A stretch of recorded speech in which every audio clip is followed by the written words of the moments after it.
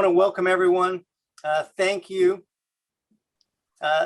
for joining a series we call Beyond the Boat that includes the 3 steps to kayaking, keys to avoiding deep trouble, and wellness equals water. My name is Hans. I'm hailing from the wild, wet west coast of British Columbia on Vancouver Island. I'm a longtime outdoor educator, a sea kayaker, and a track pilot. So I just want to fill you in a little bit of backstory here. Track started this program to connect paddlers and help our community build competence and confidence on the water and off the water. And this program is really designed for kayakers to learn from paddling industry professionals and other track pilots. And we'll address topics like risk management, leadership, and communication, and seamanship. So I want to thank all of you for being a part of this congregation of paddlers. And we all learn from the experience to develop better judgment from our community and the mistakes we make and the successes we have. Our aim is to help be the rising tide that floats all boats. So today's subject is a 360-degree view of an adventure life and bucket list adventure paddling destinations. Super exciting. I can't speak how excited I am of our special guest today. Let's get started. First, I want to do a quick introduction to a very dear friend of mine and a world-renowned paddler and outdoor educator. His name is Oscar. Oscar was born in Mexico on the Baja Peninsula, and he grew up exploring the Sonoran Desert, and at an early age got turned on to photography with some mentorship and developed a real passion for that. And he sort of identifies that as that's the moment the adventure life led him to Alaska and to New Zealand. He's a longtime outdoor educator with the National Outdoor Leadership School, and in that he's been throughout the United States and the Scandinavian Arctic, and spends the bulk of his time in nature. And so nowadays, I think you're mostly in Scandinavia and Eastern Finnish on a lake. Welcome, Oscar. How are you? Hello, team. Welcome. I'm doing good, thank you. And I'm broadcasting from Eastern Finland. Okay. And this is our cabin right here. That's our cabin right there. And I live by the second largest lake in Northern Europe. This is Lake Saimaa. And I live in a big island that for the kayakers here, probably that you can circumnavigate that in like around 5 days. You can. Wow. I'm gonna show you a little bit the setup. We have a kayak right there. We have that's a Nordkapp kayak, and then we have a couple of other kayaks.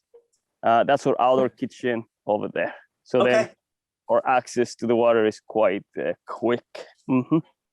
Yes. Excellent. Wow, fantastic. So you from your bedroom to being on the water is under 2 minutes, it looks like. Yeah, maybe 20 seconds. It depends how fast you go. Okay, so Oscar, a little bit about your background. I know that you're a senior instructor with the National Outdoor Leadership School.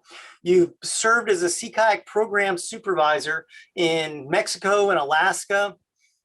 You founded a paddling club in one of our favorite cities, La Paz, in Baja California Sur. You're the founder of 36 North Photo Collective. Yep. And you're also the founder of a brand called Terrible Bueno. Yes. Correct. And so, what other certifications do you have outside of the NOLS community? I think in terms of like kayaking, I hold like ACA and BCU certifications. Okay. Mm-hmm. Yes, in some like swiftwater rescues and some of like whitewater done through New Zealand school. Okay. The kayak school. And then besides that, I have a major on psychology, focusing human development Wow, awesome. and environmental psychology. And what else? If we want to talk about more certifications, I have some like what's this, like a business background as well. Mm-hmm. Okay, Yeah. so incredible. I love how you place the psychology as an important part of the context of certifications within outdoor adventuring and outdoor education and sea kayaking. Really great. So certifications from all over the world. in lots of countries you've worked, and you're a lifelong paddler, definitively accomplished, let's just say. So welcome. I want to thank you in advance for joining us and contributing your stories and experience and insight. You've introduced us a little bit to where you are in the world. You've described a little bit your location from a paddler's perspective. So you're in Finland, you're living on an island in a lake, the largest lake in Finland. And so if we expand a little bit on that, how far are you from, say, the sea? I'm about maybe 6 hours, and that will be to the Baltic Sea. Okay. So then it's like, if you picture Finland like this, I'm like very close to Russia, and then this will be the Baltic Sea. And that will be like protected waters, if we want to call them. And then if we want to go to the Atlantic, that will be about Norway, and that will be maybe 14 hours. And that will be going to Lofoten Islands, like close to, Lofoten Islands above the Arctic Circle, and close to a town called Narvik. Beautiful location, amazing place. Paddlers, you will love this place. So how many months a year can somebody paddle in that lake? How many months a year is that in a liquid state? About maybe 8 months. 8 months. Okay, great. Yes, about 8 months, and then the lake start getting solid frozen, like maybe in late December, early January, and then from there it runs all the way until like late March, early April. Oh, fantastic. Okay, so it sounds like a really rich place to be from a paddler's perspective. Yeah, and so good. Probably not a lot of tourists. Like here is a little bit more quiet. Actually, like that's the there's a lot of nature. I want to say, if we compare this to Canada, will be like somewhere like in Smithers, like in Canada, somewhere like a little bit far away, still in British Columbia, but then a little bit far away from the main hubs. Okay, terrific. Awesome. Fantastic. So a little bit of insight then. What's the last exciting sea kayak adventure you were on? Well, I have done many, but then last year, sea kayaking, well, let's divide it in paddling and then sea kayaking. So the last paddling trip that I did was in pack rafting right here in this lake, starting on January 1st. My wife and I, we used the pack rafts. We got all dry suits. So when the ice froze, we went out there to do this traverse of this lake, but they were like open pieces of water.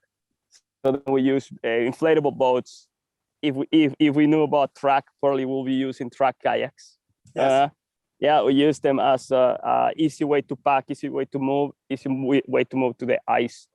And maybe that was the trip was like a little cold, but not too cold. But it was like temperatures were somewhere between like -7 Celsius to 4 Celsius.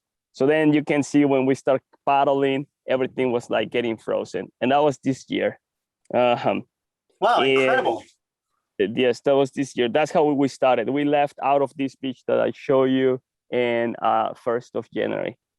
And then the last trip, like proper sea kayaking, was just a year before, where we did a paddle right in this lake where we went to, like went a little bit like south to this lake that is called Pihlajavesi. And we were looking for a mammal, that like a seal that is called the Saima ring seal. And there is a Arctic seal for the people that have been up in the Arctic. It's like a ring seal that you see in Alaska or in Canada or in the, but then this seal got stuck in fresh water. So then in the last ice age, then the connection between the Baltic Sea and the lakes in here got caught.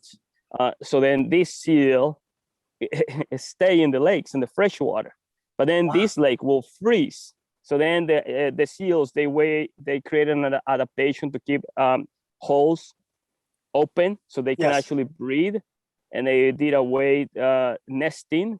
They actually start creating like burrows, like the penguins on the snow to live on the winter, but also they needed to go down and fish. And there is about 400 of these individuals. So we went to look for them because around like late, like in late April and May, that's when they need to change the fur. So then they dry on the rocks. So they won't need to be completely dry. So then you have a good chance to see them. And we found cameras, we found a lot of features because they studied this, like this animal is protected. And there's many institutions and National Geographic, WWF, trying to protect them. So we saw all the equipment, but we were not able to see a seal. But we saw a seal later on. You saw all the equipment research. Well, that story of a marine mammal that's isolated geographically from its original source of water, that then evolves specifically for that habitat, is really fantastic. It reminds me of La Vaquita in your Yes. in your hometown. Yeah, thermally isolated in the northern Gulf. Yes. Yeah, how cool is that? What an incredible adventure. So you're full on adventuring nonstop. It sounds like close to home these days, but coming up with the kind of expeditions I wouldn't even think of. Traversing the ice and taking a boat to paddle across the exposed sections in your dry suit is intense. So in the middle of the winter. So give us a little insight on some of your other projects other than paddling before we kind of dive into the details of the adventure life. Yes, well, besides paddling, most of the things that I do is outdoors.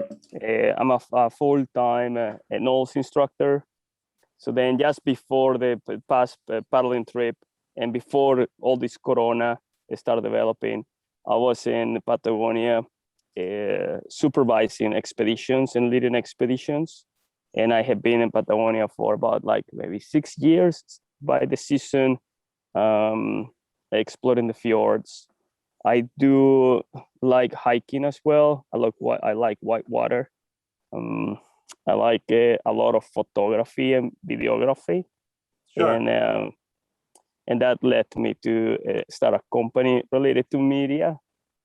And I don't know, I like to be outside as much as possible. Sure. So let me ask you this, Oscar. You've done a really great job of really your passions have become your life. Surrounding yourself by nature, your interaction with the natural world, photography as a way of capturing that. Why is that so important? Well, when I started doing this way back in the day, since I was a kid, and I think the foundation of going outside and learning, I want to say there's several ways of learning, but I really appreciate the learning when you go to the source. Like you go, like if you see this as a food chain, but they call it like a learning chain. Yes. Then I like to go where the spring is. Yes. I like to go where things happen.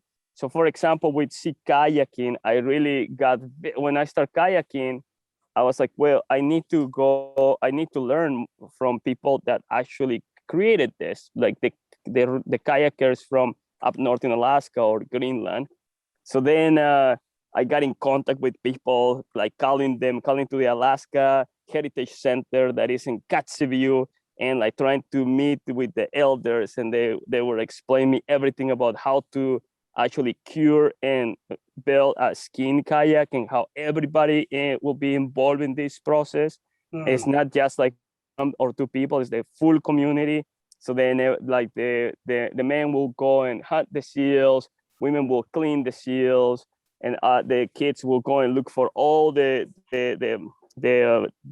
whale bones or the sticks, and they will like make their own like ropes to create the knots to put the structure together.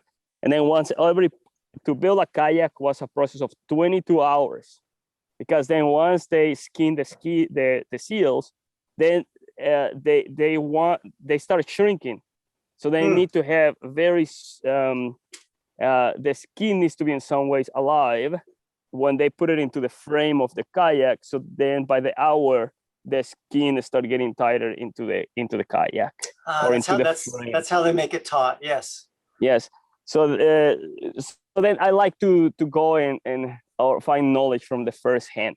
So I think that's for me one of the um, exciting things. And right now with media or with this like Zoom connection, now we can actually have so much knowledge Yes. or so much community related into learning from each other, like what we're doing right now. Yeah. And then and then eventually it's like reading books and watching documentaries and other stuff, going to school. But I think one of my passions is to like find knowledge from the first hand. Fantastic. Awesome. So, you've been very successful at really committing to an adventurous life, and creating the flexibility and the opportunities to go to the source and start at the beginning on the learning chain, and to have these really rich experiences like speaking with the elders and learning how to build a skin on frame kayak and the community aspects of that. Let me ask you a question. What are the challenges of committing to an adventurous life? Well, I think life is a challenge. No matter, it's not any life. I think life itself is an adventure, and everything is related to perspective. No, because for example, if we want to put it in this way, we're in this planet that is moving into the space. We don't even know where. So then in some ways we're in this like sailboat all together. So we are like navigating somewhere. So we're like in this already planetary adventure, but then we kind of like get distracted with things. Yes. We get distracted. So we are in an adventure life, and doesn't matter if you are a doctor or if you work in a factory, whatever you do, there's always adventure involved into life. There's always risk of driving your car, getting an earthquake, getting a tsunami. There's so many risks out there. But then I think sometimes we do so many things that are very full of risk, but then they become so normal that then we like in some ways embrace that risk, and then we're ready to take another ones. So then I think in terms of what I call an outdoor adventure is when you're ready for the unknown, and that's when real adventure happens. Because then you can have an experience that you plan and goes by the book, and has the adventure components, which you start here, you finish here, you paddle through the islands, and it's great, it's awesome. You got challenge and everything, and it's fantastic. But I believe that the real adventure is when things don't go according to plan. Yes. Great. Well said. And I'm sure that for you, all of you, that had happened, that you're out there and it's like, oh, who brought the maps? And you're like, no, you brought them. No, I think you got them. No, we don't got them. And then it's like, I think I remember the route. Should we do it? And then everybody's like, well, what could possibly go wrong? And that's where adventure actually, like, in my opinion, like happens. Yeah. And I think it's always good to have the knowledge of knowing rescues, like having the passage plan, using that risk assessment triangle that is on the track website, and like having that experience, and in some ways put it into test. Doesn't mean that you are putting into like in a very risky situation, but at least you need to get out of your comfort zone. And I think that's when adventure happens. But awesome. We get out of our comfort zone every day. But sometimes we like mitigate that with a coffee, or maybe with a drink, or maybe with other kind of drinks, or maybe by watching TV or something. We like try to mitigate that little stress of adventure, but then we are in the adventure. Yeah, so adventure can happen anywhere. Yes, at all times. What I want to do right now, this is really great, Oscar.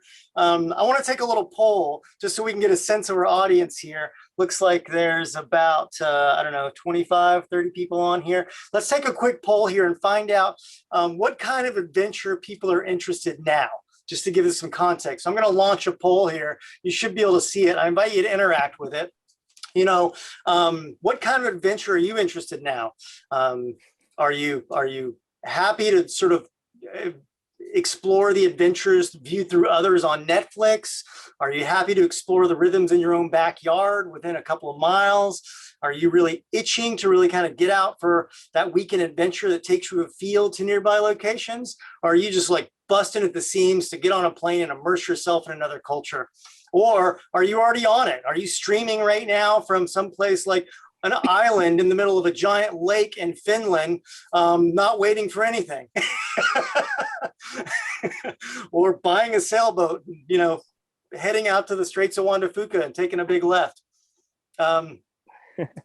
Cool. So we've got a few more votes coming in. Everybody cast your votes. Let's give Oscar some context here so we know how to really kind of address this. But Oscar, that was really fantastic. I love the way you've unpacked not only what the challenges are in adventure life, but you some way defined it, you qualified it in some way, and really helped to expand on what the opportunity is if we can do that.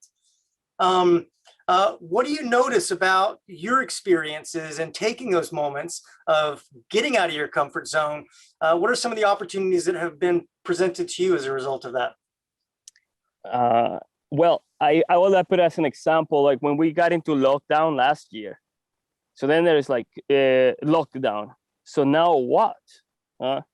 Especially when I'm like used to move and like I think last year is the first time in about 11 years that I'm in the same hemisphere. Yeah, is the first time in 22 years that I stay within 40 kilometers radius. Yeah. The first time. So then I was like, okay, what I'm gonna do like now my adventure. So then what I did is like I went online and we have all this big forest. And I was like, okay, so if I cannot explore out there, I'm gonna explore the microcosmos. So I went and got this like macro lens and I spent like photographing all these spiders eating other things and eggs of ants and whatever, everything that is like out in the on your backyard, right in there, because we cannot move. So then it's like but I have still the sense of adventure and exploration. But then now you're like looking through this like macro lens, all these like things that you normally don't see. Yeah. And it's just fascinating. So that was like a very good way to adventure. And that in 20 meters, I will discover so many things in the same way when I go to Patagonia and I discover it in 20 days. Yeah. Mm-hmm. Yes. Great. And yeah, so that was like with the Corona in terms of like adventuring, I wanna say. Good. And then eventually things start expanding more and more and more. Mm-hmm. Cool. Well, it sounds like everybody on this call, according to the poll, is somewhere on that continuum, really close to what you just described. You know, really plugging into their backyard, and also, you know, the vocal folks are busting to get on a plane and go somewhere. So let's talk about that. It sounds like really the big idea here is around how do you be empowered with adventure as a choice, well, no matter where you are and how big your range is. Adventure is available to us all. Right. And so we've got somebody who had to jump off who just says thanks. Lisa had to go, but she thanks you. She's Finnish and she's fascinated that you're actually there. So she's going to check out the recording. But let's talk about your adventures in the context of some of the best paddling destinations in the world, kind of bucket list stuff, if you will. But first, I want to learn more about this concept that you actually turned into a brand. I've seen this tagline and reference for years. You've developed a brand around it, you know, sort of tag the loving joy of adventure. It's called Terrible Bueno. Tell us about Terrible Bueno. What is Terrible Bueno? Terrible Bueno is like something that I always have been saying. It's like yeah, it's like terribly good. Terrible Bueno. It's just like that mixed. But then in 2014, I took videography classes, and the teacher asked me to like create a brand, you know, like for the intro and outro of the video. So that's how Terrible Bueno came into live. So then they became like stickers and website and Facebook group and things like that. So folks that don't know, that don't speak Spanish, translate those words for us. Yeah, it's terribly good. Terribly like amazingly good. Yeah. Yeah. And so I love the contrast of those two things. You know, what inspired you to use that term? And let's unpack that a little bit in terms of like its meaning. Let's dive into the psychographics of Oscar a little bit. Well, I think it's sometimes like in terms of the adventure, to go to the places or the destinations that you need to go, you need to put a lot of effort, physically, like physical effort. If you want to go surfing, or if you just want to go kayaking on a protected bay, flat calm, you still need to like move yourself from one place to another place. And I think sometimes that can be hard, you know, especially when you paddle like 10, 15, 20 or 30 nautical miles. And it's like, oh my God, this like sucks. But then it's amazing, you know, it's like very terrible, but it's also very good. So that's how this term came out, like Awesome. terrible bueno. Awesome. I love that. Yes. In terms of defining a sense of adventure, first of all, I just want to put into context that Oscar, you know, I've known you for, what is it? Ever since that moment we worked together in Baja first, that must have been 2003. 2003. So yes. I don't even know how many years that is, but a lot of years. But ever since I've met you, like whenever I think of somebody who, you know, would be open to, you know, stepping into something way beyond their comfort zone and maintaining a really great attitude about it and learning lots and become a master in a very short period of time to meet the objectives of the expedition or the goals of the group, and to be a positive contributor in every way. You're the first guy that comes to mind. You know, we were talking about this earlier, but one of the ways is I had to teach an instructor's course for sailing. You were a young Knowles instructor. You had no sailing experience, and I brought you on the instructor team of a sailing course that was an instructor training course. And you shined in that. It was fabulous, right? And it was like last minute. It was like, oh, we're leaving tomorrow. Can you pack and join us?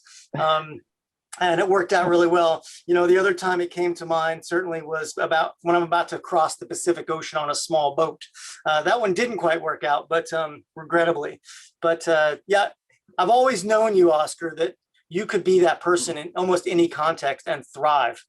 And so let me ask you this then. Now that people understand that, and that we're all understanding that Terrible Bueno is just part of the adventure, then what are some of the best places that you paddled in the world? Okay, well, Baja. Yeah. Yes, that's home. Beautiful place for wildlife, warm weather. Yeah. Then for sure you cannot miss Alaska. Yep. Kenai Fjords is Southeast Alaska in Prince William Sound. You can, yeah, that's amazing destination. Yes. Then Norway, you cannot miss Norway. Fjords, paddling with fjords, and just like the cultural aspect, all the biking knowledge with the water is amazing. It's like something that is quite unique. Then I want to say New Zealand is just to see the wind, just to actually experience the wind. It's like, it's out of control. Then the other one, if you want to experience water, just go there to the Rosario Strait and to Orcos Island, the San Juan Islands, and all the islands that you have there in British Columbia. Yeah, then Skookum Shock and all that. Then you will experience for sure water. And I think the one place that for me is quite unique is Patagonia, Southern Patagonia.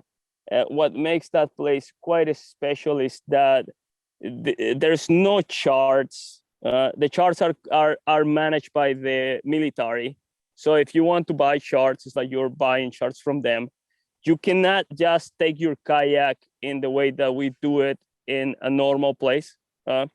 Over there, you need to notify the Navy, and the Navy needs to know exactly where you are in your kayak every day. If not, they don't let you. You need to treat your kayaks with all this spray, whatever, everything, so you don't contaminate the ocean water. Well, it's like a full adventure. Just to go out and paddle a little bit is like you need a paperwork just like this big. So then that makes Patagonia quite unique, and that's why you don't see that many expeditions done in Patagonia, because it's just the bureaucracy around it is quite challenging. But then once you get it done, is amazing. You know, you can go forever, and imagine that you're doing the inside passage, because it looks very similar to the inside passage, but then you don't see like nobody. You can go for 60 days, 30 days, 20 days, 10 days, and you are there by yourself. Yeah, It's and like you and I both paddled extensively in Patagonia. We paddled out of in the Archipelago de los Chonos, yes. In the northern section, and we paddled out of Puerto Natales as well. You know, what's interesting about that is so different than any other places that I've paddled. It seems like it is the most wild place that I've ever been. But what's interesting about it is there are some residents there, and it's almost like the type of wilderness that actually includes the inhabitants, the human inhabitants, as a part of the wilderness experience is unique. Mm-hmm. You know, mate with the pobladores, for example. Oh, yes, amazing. Mm-hmm. So we've identified some of the key places in the world. It's so funny that you say that. You know, Track actually has expeditions on the books right now in all of those places, with the exception of Patagonia. And we can share some of that a little bit later if folks want more information on that. But what are some of the common insights and learnings that you've had from those destinations, or adventures or expeditions in those areas? Like, what ties them all together from a you know, adventure mindset?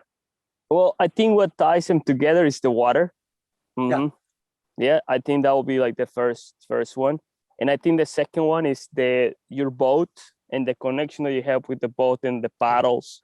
And I think once you get that rig set up, then you can like go anywhere.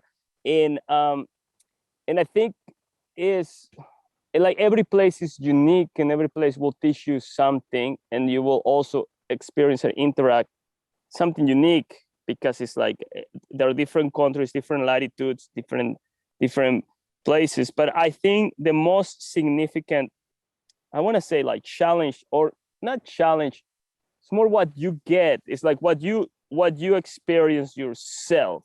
It's like there is something that happened when you are able to paddle different waters that in some ways like permeates to you. I don't know like how to say it. It's almost like the destination is the vehicle to be able to get you to this place. You have to have the terrible to get the bueno. Correct. And certainly traveling through airports, you know, with a internationally with a kayak, and having to navigate a culture where maybe the language is hard, and set up logistics in a place that you're not familiar with, and having to go to 3 different stores just to get enough to build one sandwich for your rations. You know, those things really create the possibility for that introspective and that inner learning and to happen, really, for the bueno part to really blossom. Did I get that right? Yes. Yeah. You just did it. Yeah, super awesome. Well. Great. Awesome. Fantastic. So it sounds like, so you've identified what are some of the things that tie them together. What are some of the personal insights or learnings you've had from that? Well, a lifetime of terrible bueno. Well, if we want to put it in a couple of different ways, it's like one is you always need to be humble with nature. Mm-hmm. You need to be prepared, but you're like you are going into collaboration with nature. It's not like a negotiation, it's a collaboration. Well said. Yes. Yeah, like nature always wins, you know? So then, it's important that you understand that. Then the other one is, especially for us that were kayakers, is that sea kayaking is not only about being above the water. Sea kayaking is also being underwater. And especially the people that are into rolling and you understand that, or especially that moving to more swift water, you know that kayaking is not being on top. Like it's like being on both sides, like you're in the whole aspect. Then I want to say, in terms of like learning about choosing a destination, I always try to choose a destination that can give me like a certain percentage of challenge and a certain percentage of joy. So then when I can like combine, maybe it's like 60-40 or 40-60, something like that, I really like to keep that balance. Because then if I go to a destination that is like 90% challenge, 10% joy, then after 3 times you do that, maybe you don't like the sport anymore. Because then maybe you're like a lot on stress and a lot of fear, or you're putting yourself out of your comfort zone super far. So I'd like to always have like a mix of like 60-40 or 40-60. So then I always come back, and when I go to the normal life, I'm always recharged. I always say like I like to win instead of like going out to paddle and coming back destroyed and just like telling everybody, it's like, oh, that's the word. It was super hard. It was super windy. It was super sunny, like sunny and sunny, whatever. I like to be like more like I really got a great experience out of that one. Wow, awesome. That's really great. Those some great insights and good learnings. And it sounds like you've really set yourself up, and you continue to set yourself up for not only lifelong learning by making sure there's an appropriate amount of challenge to take you out of your comfort zone, but not disable you. And at the same time, making sure that you have a continued interest in a sustainable way to keep going back out there and taking on appropriate challenges. Tell us about the inspiration that's come from this, from adventure life and living a life, at track, we call it life unleashed. And I love what you've said about one of the common components being water, and that it's not just about water that you're on, but you're actually in many ways, you're immersed in water. And with the track kayak, we love about Skin and Frames is that like when you're paddling it, you feel it on your calf muscles. It's below your feet. You feel the motion of the water. You're not isolated from it like in a hard shell, and we love that. But we call kind of our core purpose of track is around life unleashed. It's about helping others have that kind of adventure life, if you will. And like we said at the beginning of the call about helping provide the competence and the confidence to get people out there to take appropriate challenges. Tell us about that inspiration that's come from having a life unleashed for yourself. Okay, I want to say, well, if I want to put it into kayaking, when I was 19, I did a long hike that was about like 461 days long, and that's how eventually I met Hans. And that was hiking. That was hiking and carrying backpacks. And then I was like, I think there's a better way that like carrying all my pack, like all my weight in the packs. And that's how I actually joined a nose expedition in 2002. And that's why I learned everything about sea kayaking and expedition kayaks. And as soon as I finished the trip, I bought a kayak and then I started kayaking. Because then like between hiking and kayaking, covering like to 20 kilometers, kayaking will be extremely faster than hiking. And then I can like save some of that energy to explore more. So that's like like what I like about kayaking, that I can have the energy to explore more, and I can go to very good locations. And that's kind of like the technical aspect if you want to see it in terms of like living on leash. And I think the other more like subjective part of being on leash is that you take control of your own helm. So then you make decisions that are going to affect directly yourself, your family, where you are located. And I really like that. Yeah, I really like making decisions for myself, because I feel that if I don't make decisions for me, somebody else is gonna make decisions for me. So That's so great. Yeah. So it's like solidarity. yes, so I really like that. In some ways, I try to, I don't know, it's like part of the integrity of you respecting yourself in one way. Mhm. Yeah. Taking Mhm. control Yes. of your own health, your own destiny, your own vitality. Yeah, and that's what we do with kayaks, no? Yeah. We go, like, that's what we like to have, single kayaks, versus a lot of people here is like, will you paddle double? And you're like, no, no, no, I paddle single. Yes, because then you know that you can take yourself wherever you want. And it's quite special. Yeah. It boils down to that uh, being sovereign. Mm. Yeah, really fantastic. Great. Chat, in the chat box, Nolan Villard, who's the managing director of Track Kayaks, is just complimenting you on that. The point about choice and taking complete responsibility, being sovereign. And I love how you tied, like, just making the choice, getting the kayak, having that vehicle for sustainable adventure really resonated with you. And in that moment, it was an act of it was a sovereign act. Yeah, really fantastic. So now what's happening is you've taken, it sounds like, this excitement for nature, this incredible capacity and knowledge about how to run expeditions, your incredible worldview, your ability to park yourself in almost any habitat and thrive. And now you've got it sounds like that inspiration has led you to capturing the adventure life in multimedia with the 360 North Collective project.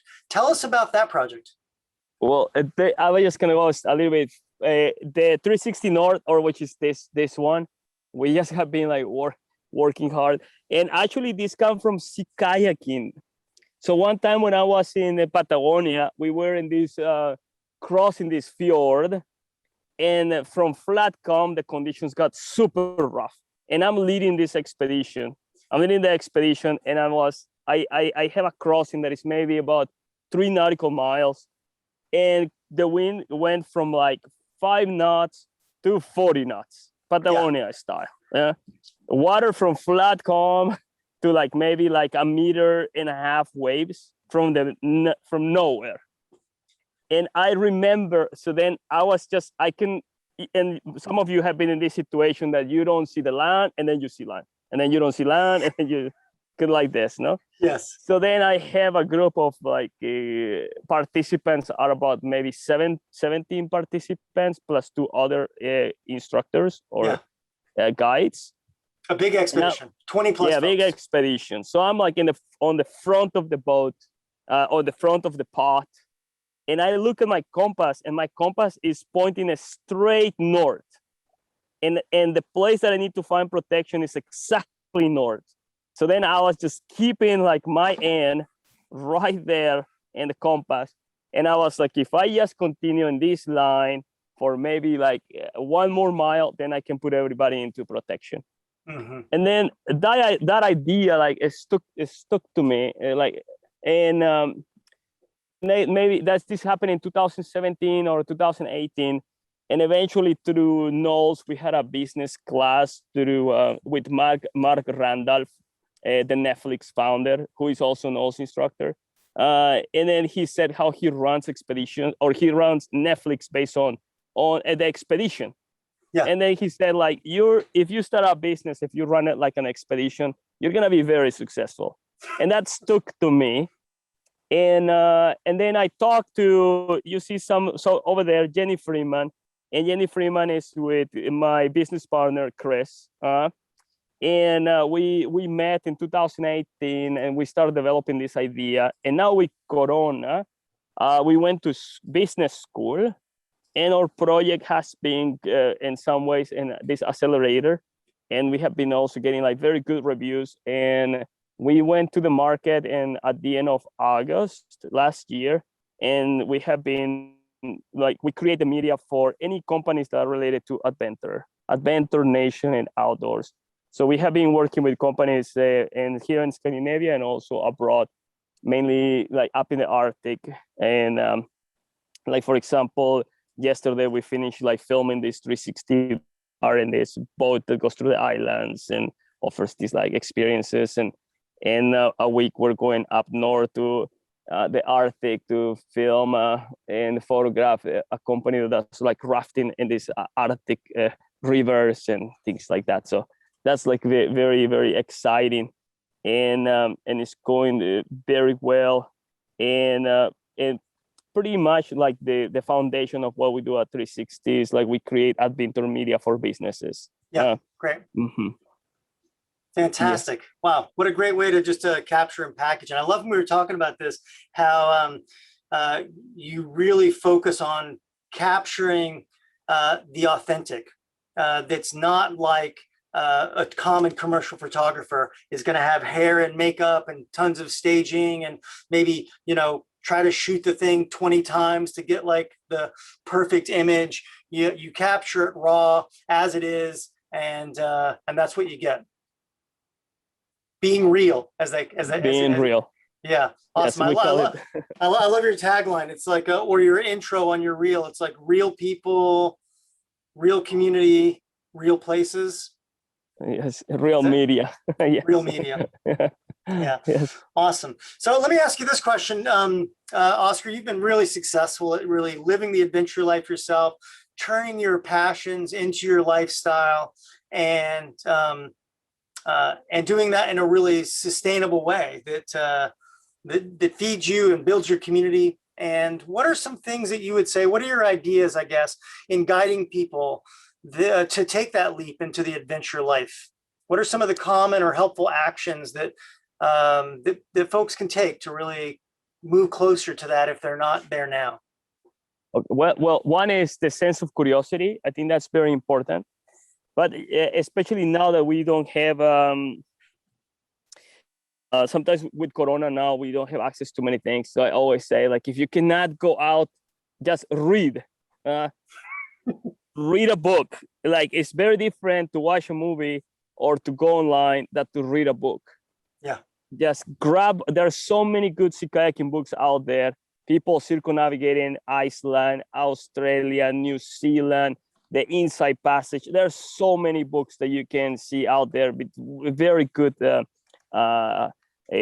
tips. And it's not necessarily like technical books or like actually like journals or things like that invite your desire to explore. I think that's very important, because sometimes you're like, I want to go into an adventure, but then you're like, where is the adventure? And you're already in the place, but then you cannot see it, no? And then sometimes that happens when you eat your favorite meal, and then you're like, oh my God, again, we're gonna need to eat lobster with this like cheesecake and champagne. Oh my God, one more time, no. So then we forget that we're already sometimes in the adventure, and we think that adventure starts when you go very, very, very far. But in this planet, if you go very far from your location, you're always gonna end up in your own place. So then I think it's very important to start with curiosity. The other one is also have, in some ways, the initiative to do it. And the other one is to have fun.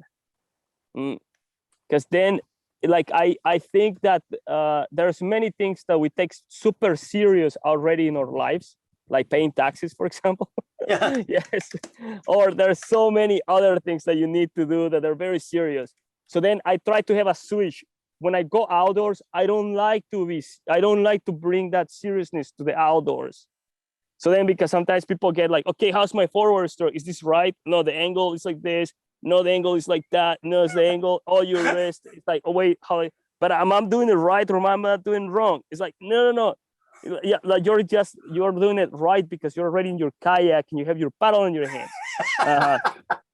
Okay, so now let's go out there. Oh, but it's my stroke is okay. Okay, if your boat is moving forward and that's what you want to do, it's great. Let's get into details later. Let's get into detail later.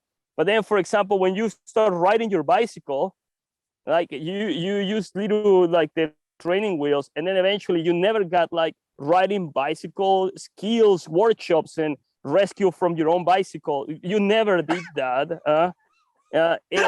or you never went. You know, like bicycle is like you always got motivated, and you always got a good hype from riding your bicycle, and that you can move yourself from one direction to another direction, and also going to your job or doing as a recreation. So I like with sea kayaking to do that, especially when you have novices. It's like, let's not get too serious. Let's have fun. Let's go and explore everything. And then once you actually generate that experience, then let's get into details. And then you make the best kayakers out in there, especially for the coaches that are like in here. Yeah. But you need to put money in the bank first before you can spend it. So then it's like you need to do that in that way. So cool. So it's progressive. It sounds like first you have to just foster the sense of security, of curiosity, ignite your desire to explore, recognize that the adventure is inside. I love that. That's right on a track box when you get it. It says the adventure is inside, right? And it's a little play, right? And that adventure is inside of us, right? But the most important thing is to initiate. You got to take action, and then to complement that with really having fun. And I love how that ties to your other idea of your ratio of having a combination of either skills development or challenge with enjoyment. Because you've got to have that fun piece every little bit to keep you coming back for more, so that it becomes self-perpetuating. Correct. Yeah, really fantastic. Oscar, this has been a fantastic conversation. Really great. I want to share a couple of links on how to get in touch with you. I know you serve clients worldwide with 360, and you've got a collective of folks that can capture content in every country in the world. And so I want to share a couple of links here. First of all, to your project, the 360north.fi, for folks who want to explore more about that. And you've got a YouTube channel people can subscribe to. I'm going to put a link into that. That's the YouTube channel for 360 North Project, the collective. Did I say that right? Correct. Photo collective, right there. Yeah, the photo collective. And then really invite people to follow you on Instagram. And I'm going to put an Instagram link here. You've got some really great imagery there. Fantastic work. For everyone. That's the 360 North. It sounds like you've got a personal link as well here to your own personal Instagram. So I want to invite people to really follow that one as well. How about the Facebook for 360 North Collective? Is that an active channel for you? Yeah, there's a page. I want to say that we're like more active in Instagram. That's what we use the most. Okay.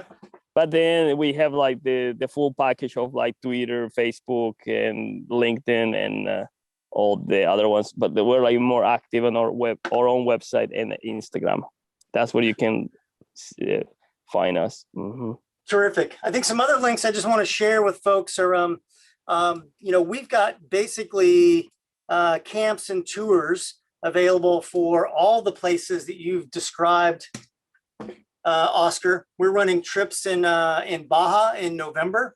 Okay. We've got a great trip there. It's a moving expedition for 7 days out of Loreto to help people learn how to take expeditions. You'll appreciate this one. Yeah. The way the trip works is people land, and then we go buy groceries, and then we go get permits, and then we like figure out our ground transportation. So people get to get a firsthand knowledge of how to put together a trip themselves. We've got a Southeast Alaska trip coming up here as well. In some of our favorite places to paddle out of Haines. We know that one, but we're doing trips also in northern Norway, in Greenland, going to the source. I'll tell you all about those later, but you can find them on our trips page. So before I open this up to questions, Oscar, just want to also see if you have any other kind of closing final comments before we open it up and take questions from our audience. Well, I would just want to say thank you for the invitation. Yeah, it's fantastic. And right here is about almost 11:30. So we kind of like have the midnight sun right now. I just put a Awesome. lamp right now, but we still have like some light out in there. There's a sunset happening with some haze back over there. So this is midnight. This is midnight Yes. at home right now. Yes, midnight. Mhm. Great. So fantastic. Oscar, thank you for joining us. Thanks for staying up late. Pass on my gratitude and appreciation to the crew who's there supporting you, and that you're keeping up well into the midnight sun. And we certainly look forward to your next conversation.